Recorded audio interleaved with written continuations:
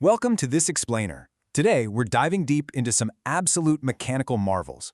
We're talking about the hidden heroes of your drivetrain, automotive differentials.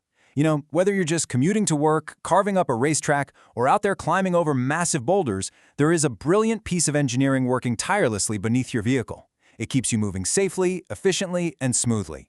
So, let's get right into it. Okay, let's start with a fundamental physics problem. What actually happens to your wheels when you take a turn? Well, the wheels on the outside of the curve have to travel a significantly greater distance than the wheels on the inside, right? Because they're covering way more ground in the exact same amount of time, they absolutely must rotate at different speeds. If they couldn't, we'd have a massive problem on our hands. There's this classic educational film from 1937 called Around the Corner, and it hits the nail on the head. Think of a marching troop turning a corner. The folks on the outside have to march much faster and take longer strides just to stay in line with the people pivoting on the inside. If your car's rear wheels were simply locked onto a single solid axle, the outside wheel would literally be dragged. It would just slide and skid against the pavement on every single turn, completely destroying your tires and making the car incredibly hard to steer. So, here's our roadmap for today. First, we'll look inside the open differential. Second, seeking traction with locking differentials. Third, we'll explore the limited slip compromise. Fourth, we'll get into modern active and vectoring systems. And finally, we'll wrap it up with a quick application cheat sheet. All right, Section 1. Inside the open differential. The open differential is by far the most common type in the world. It's secretly working away inside millions of family sedans and economy cars right now. To really understand how it lets wheels spin at different speeds, we just need to follow the flow of power. So power travels from the engine, down the drive shaft, and hits the pinion gear. That pinion turns the large ring gear, which houses the crucial spider gears, and finally that power is sent out through the left and right axle shafts straight to your wheels.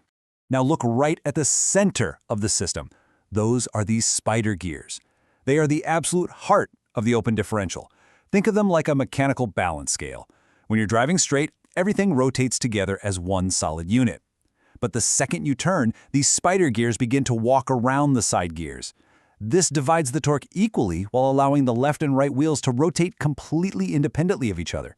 It is a beautifully simple, incredibly cost-effective solution for smooth cornering. But, and you knew there was a but, there's a pretty massive catch. The crucial thing to understand about the open diff is its main traction flaw. Power always follows the path of least resistance. Always. Because it splits torque exactly 50-50, if just one of your tires hits a patch of slick ice, deep mud, or lifts into the air over a bump, the differential is going to send all the engine's power to that freely spinning wheel. The tire with actual grip on the road gets absolutely nothing, and boom, you are completely stuck. Which brings us to Section 2, seeking traction with locking differentials. To solve that getting stuck problem, engineers came up with a brute force solution. Let's contrast the flowing, smooth independence of the open differential with the absolute mechanical lockup of a locked differential.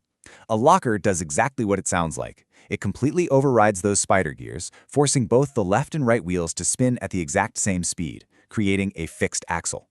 This guarantees that the wheel with actual grip receives the power it needs to push you forward.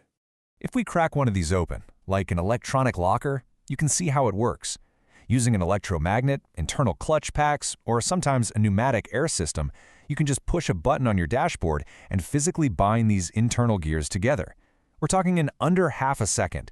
It instantly transforms those independent axles into a single solid unit.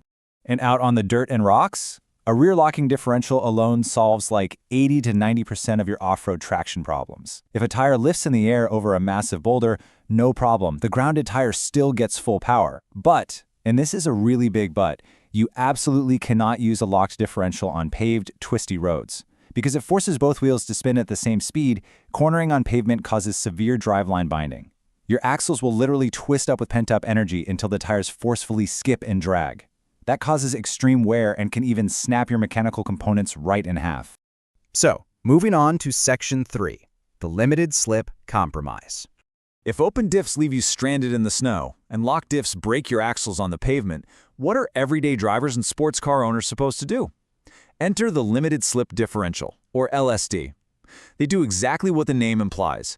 They allow the wheels to slip and turn independently for smooth cornering, but they limit that slip when traction is lost, transferring power to the gripping wheel. Engineers basically achieve this through three main methods: mechanical clutches, viscous fluids, and torsion gears. Let's look closely at a mechanical clutch LSD first. It surrounds the standard gears with spring-loaded friction plates. So when one wheel starts spinning out of control, these clutches clamp down hard, providing resistance and locking the axle up just enough to get you moving. It's awesome for traction, but because it relies on physical friction, those clutches eventually wear out and need maintenance. Viscous LSDs, on the other hand, use a thick liquid that gets even thicker to resist slip. It's incredibly smooth, but that fluid can actually overheat and lose its effectiveness if you drive the car too aggressively. But then we have the torsion, or torque sensing, differential. This thing is widely considered a superior mechanical system.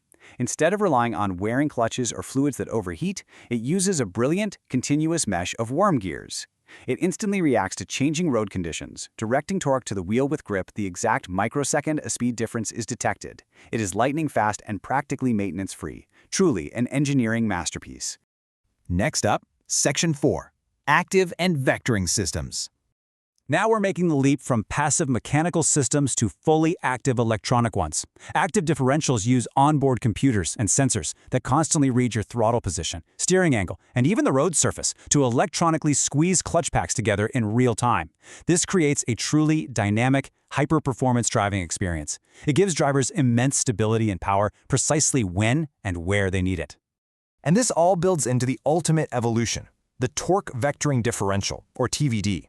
While older systems cut power just to prevent spinning, a TVD actively pushes more torque to the outside wheel during a corner. By doing this, it essentially tricks the vehicle into driving sharper into a high-speed turn, which dramatically reduces understeer. You aren't just turning the steering wheel anymore, the rear axle is literally helping pivot the whole car around the apex. It's wild stuff. Finally, Section 5, the application cheat sheet. You know, there's really no single perfect differential out there. There's just the perfect tool for the job.